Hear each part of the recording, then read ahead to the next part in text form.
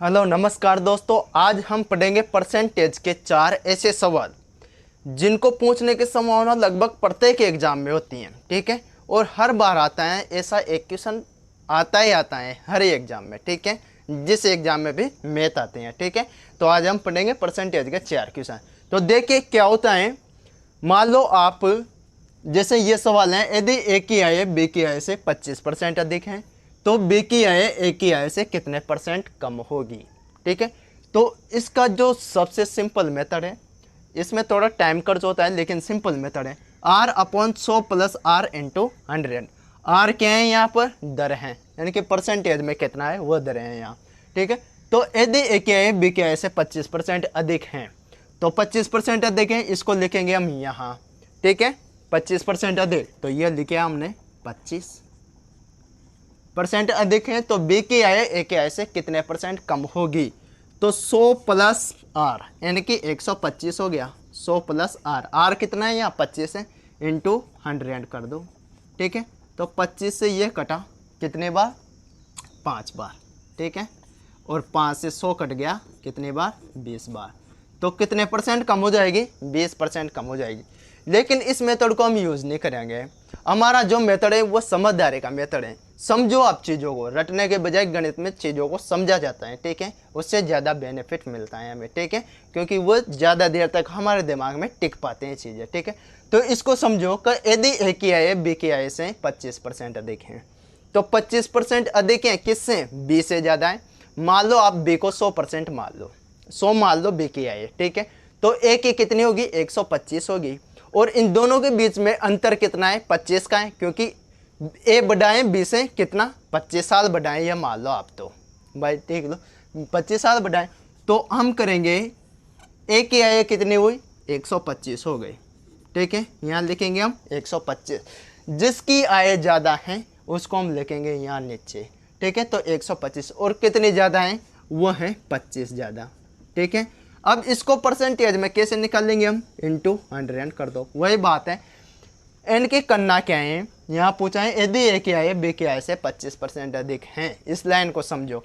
तो बी की आय को 100 मान लो आप, तो ए की आय कितनी होगी? 125 होगी। भाई 25 ज़्यादा है तो 125 होगी। 125 को लिखो आप बटा में 25, यानी कि डिफरेंस लिख दो आप ऊपर, इंटू 100 कर दो।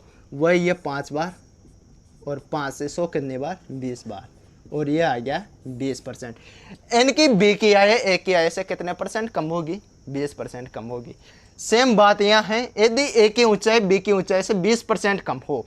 अब यहाँ कम की बात है, ए की ऊंचाई बी की ऊंचाई से 20% कम है, तो इस तरीके से तो कर ही सकते हैं हम। यहाँ आर बराबर लिखो आप 20 बटा 100 माइनस 20 यानी कि 80 इंटू 100 कर दो आप, तो 4 इंटू 100 यानी कि लगभग आ जाएगा आपका 25%।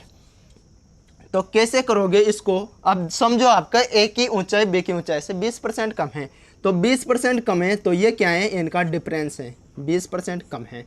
अब बी की ऊंचाई से 20% कम है तो बी की ऊंचाई को मान लो आप 100, तो 20% कम है यानी कि कितनी होगी? 80 इंटू 100 कर दो। ठीक है, 20 से 80 कितने बार? 4 बार, और 4 से 100 कितने बार? 25%। तो कितनी है देखोगी? 25% देखोगे। ठीक है, अब 2 सवाल और हैं इसी टाइप के। जैसे मान लो कोई गृहिणी है, पहले वो इतनी चीनी खर्च कर देती है लेकिन चीनी का भाव में परिवर्तन आ गया। वैसा सवाल भी प्रत्येक परीक्षा में पूछा जाता है। ये मान लो आप 100 में से 90% में पूछने की संभावना होते हैं परसेंटेज में से। ठीक है दोस्तों, अब सुनना।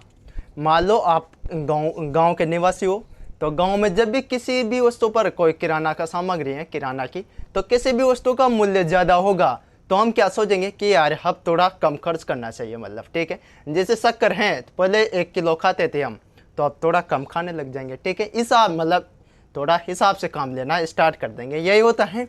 तो यहाँ भी वही सेम बात है कि यदि चीनी के मूल्य में 20% वृद्धि हो जाए, अब 20% वृद्धि होगी, मूल्य में वृद्धि होगी, तो बेसिक सी बात है कि हम थोड़ा कम कर देंगे खाना, तभी तो मूल्य वही हमारा उतना सा ही खर्च होगा। मान लो वृद्धि हो जाए तो एक गृहिणी को इसकी खपत कितनी % कम करनी होगी कि इस पर खर्च ना बढ़े। अब वो गृहिणी को कितने % कम करनी होगी ताकि अपना खर्चा वही रहे। पहले मान लो 1 किलो शक्कर 30 रुपये में आती थी, ठीक है, लेकिन अब 30 के बजाय 40 रुपये में आने लग गई। ठीक है, तो हमारा खर्चा बढ़ाना तो हम शक्कर को कम कर देंगे, वही होगा, शक्कर खाना कम कर देंगे तभी तो हमारा मूल्य सेम रहेगा। ठीक है, तो यहाँ भी वही बात है। तो इसका एक तरीका है R बटा 100 प्लस R इंटू 100, वही सेम है। तो R की जगह हम 20% रख देंगे, तो 20 बटा यहाँ पर 100 प्लस R। ठीक है, तो 80 कर देंगे 120, यानी कि 20 बटा 120 इंटू 100 कर देंगे। ये तरीका हम यूज लेंगे ही नहीं।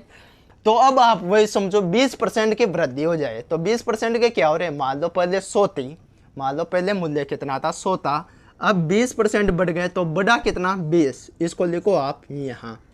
अब 20 बढ़ा तो 100 से बढ़कर कितना हो गया, 120 हो गया, तो 120 को लिखो आप बटे में, और परसेंट में निकालने हैं तो परसेंट के लिए क्या करते हैं हम, 100 से गुणा करते हैं, तो इंटू 100।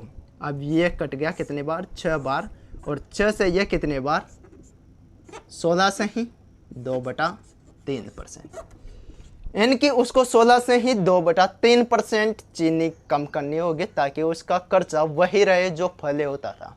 ठीक है, तो ये थी आज की क्लास, और इस टाइप के सवाल आना पक्का है दोस्तों। 100 में से ये मान लो आप 90 एग्जामों में से सवाल आते हैं परसेंटेज में से। ठीक है, बाकी और से भी बहुत हैं जो हम अगली कक्षाओं में पढ़ेंगे।